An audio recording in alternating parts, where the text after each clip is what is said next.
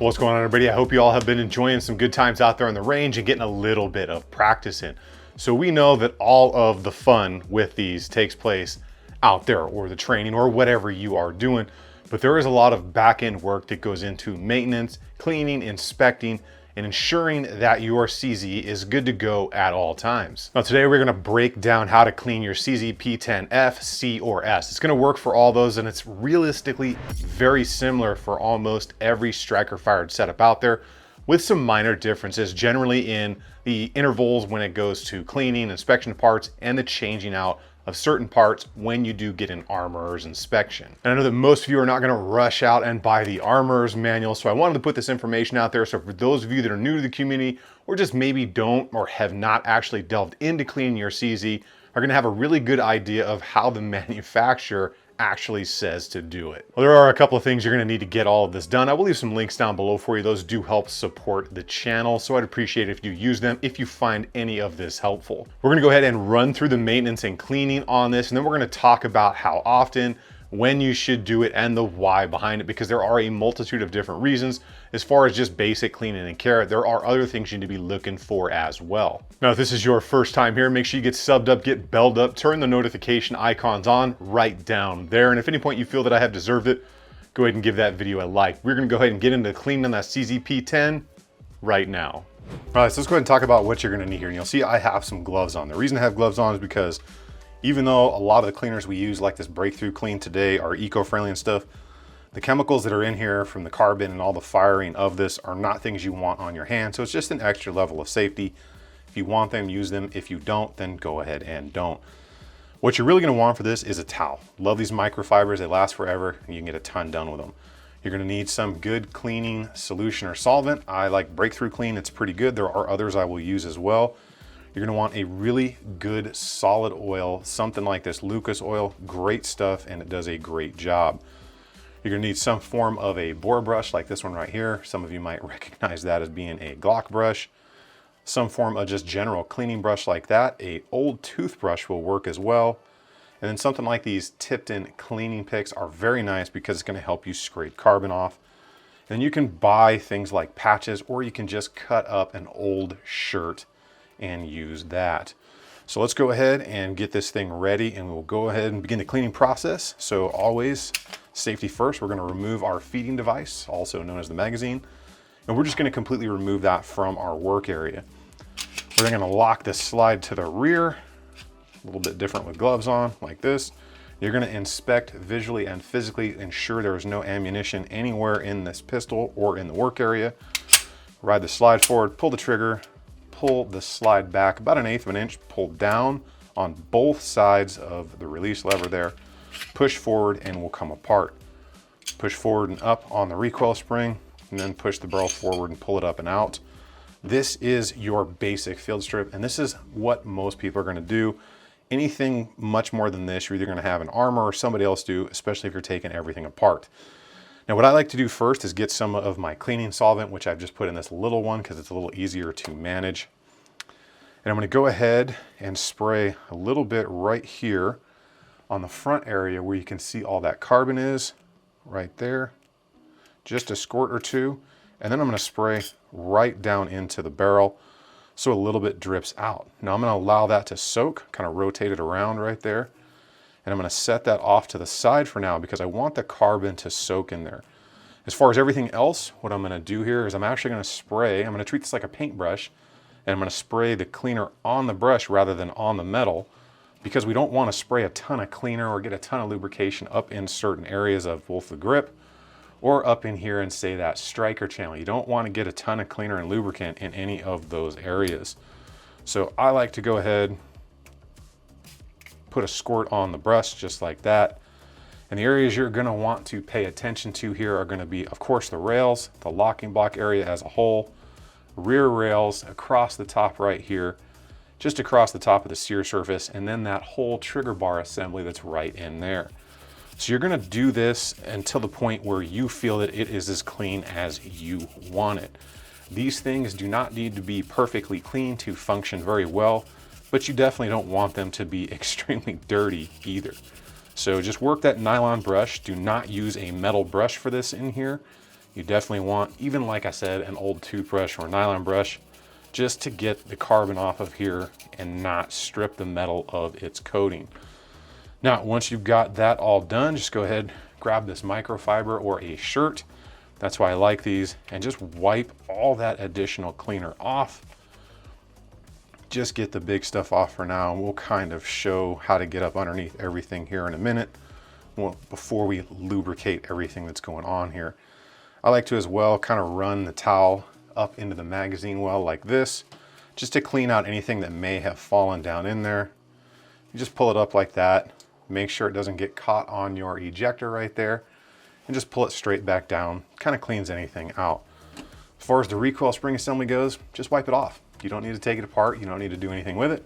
Just make sure there's no big chunks of carbon on that thing. As far as cleaning in the slide, a couple of areas we're gonna wanna pay attention to.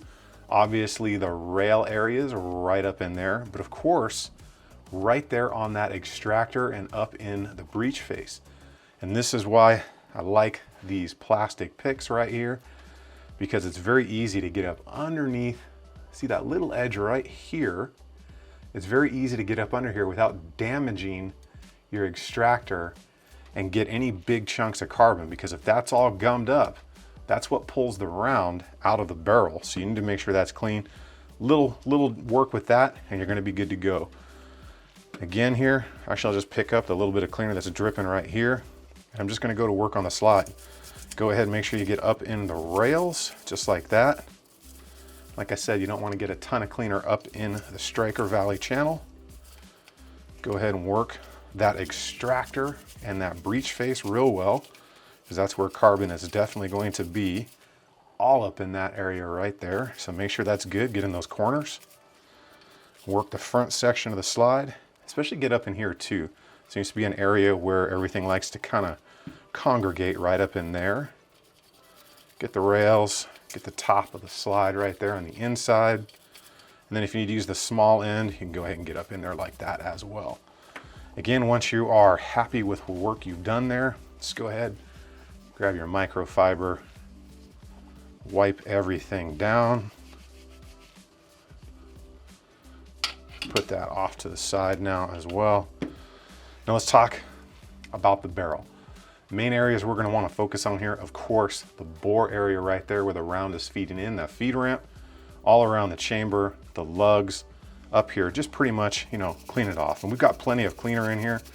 We'll do the outside of this and then we're going to work on the inside here in just a second.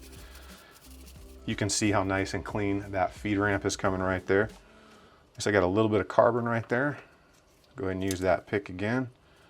Kind of scrape that off, and you don't want to use metal right there because you could damage that. So go ahead, clean up underneath the lugs right here in the front, and then just overall, obviously clean the barrel and across the top of that hood right there. So once we're good with that, go ahead and wipe down the outside. You can use these towels to kind of run through the lug like that, just to make sure you see how much more stuff just came off in there right there. Just make sure that's clean, and then just around the corners. Everywhere there's a hard corner, it seems to be that's where stuff is going to build up. Now, as far as cleaning the inside of the barrel out, you're gonna wanna push through from this side to the end where the bullet leaves. Go all the way through, don't stop halfway, and don't use anything metal and try to punch through this end, because you don't wanna damage that target crown. It's difficult to do, but you definitely don't want to do it. So just go ahead, feed it all the way through, come back out all the way, feed all the way through. And you're going to do this, you know, 5-10 times, or until you are confident that the barrel is clean. Wipe off any excess cleaner or anything that may have come out.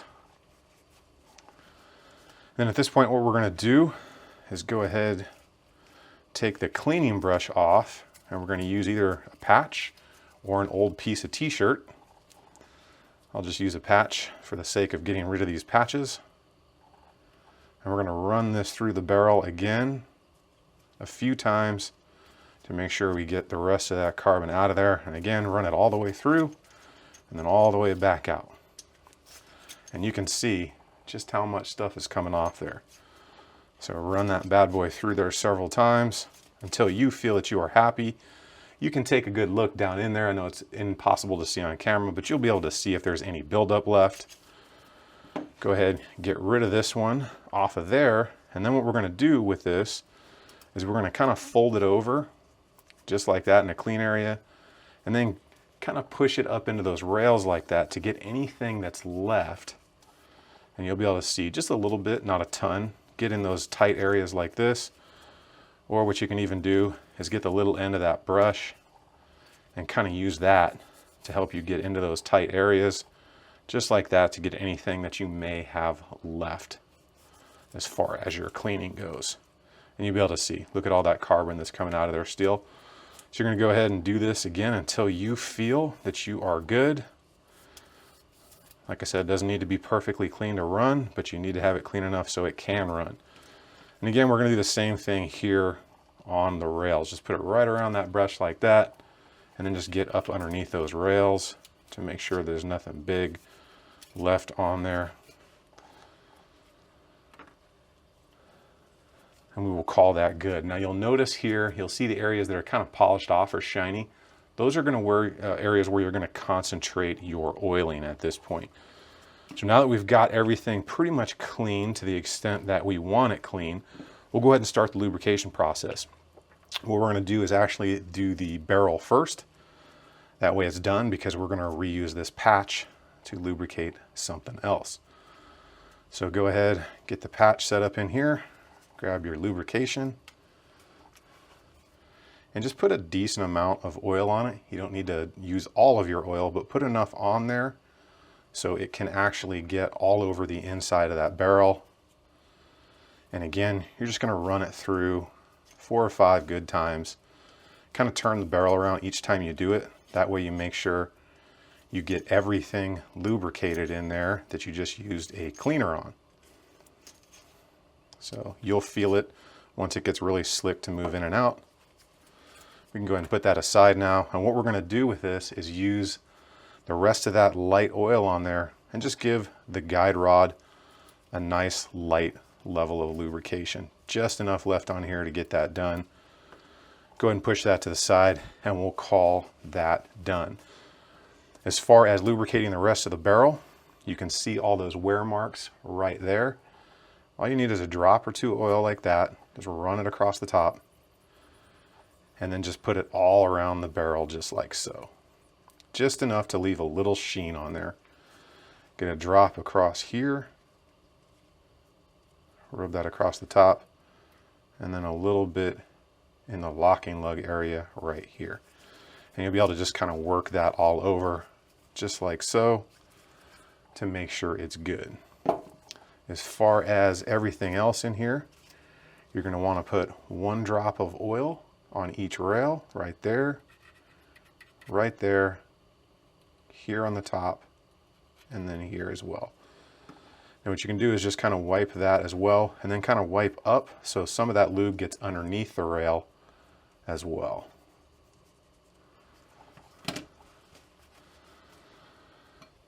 As far as the slide goes, some people will also like to do an additional drop of oil up here on the rail. That's fine, just don't overdo it. And then we can begin our reassembly process. Put the barrel in, put your guide rod in, go ahead, put it back together. Oop, move off to the side there. Lock it back. And now what we're going to do is our functions check. So make sure it locks to the rear, make sure it goes forward, pull the trigger, hold it to the rear, rack the slide again, release the trigger, and make sure that it is fully functional. So let's go ahead and talk about why you do this, how often you should do this, and if there's any other recommendations for the CZ-P10.